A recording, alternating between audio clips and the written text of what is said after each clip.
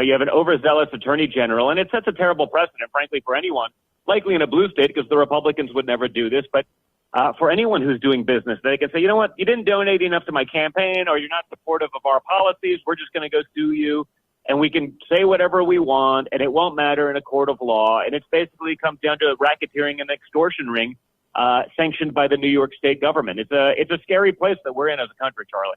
Keeps getting worse.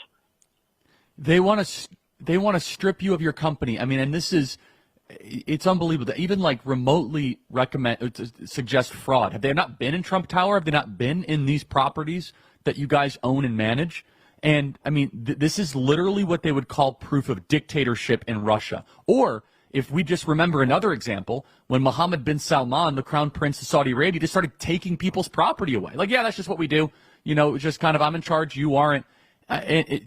We say that it's third world stuff, but the fact that honest Democrats are putting up with this shows how morally bankrupt, reprehensible, and repulsive it is.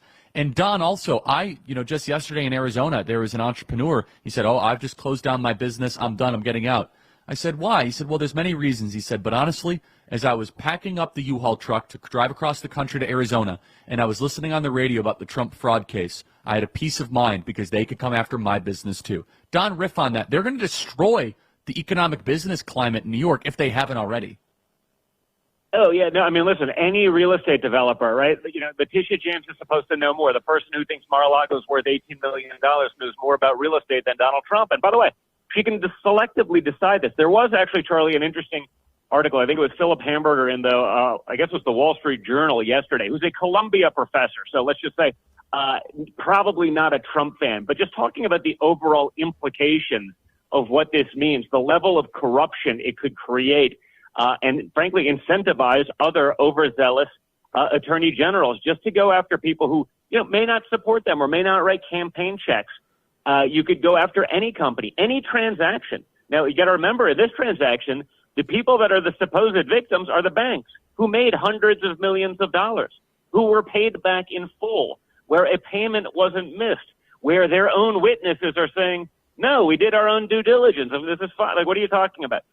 They're not even complaining. It'd be one thing if they lost a lot of money and they were coming back and saying, this is impossible, this should not have happened. There's no victim in this crime. It's just a persecution.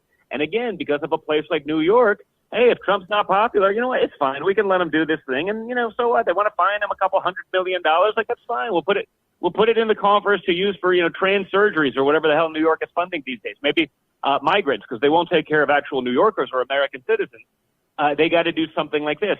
But if you can do that on literally any transaction where there's not even a complaint, but they can just say, you know what? I don't like that transaction. You know what? Give me a piece of it. We're going to fine you. It sets a precedent, honestly, that would make any of the dictators in third world countries blush.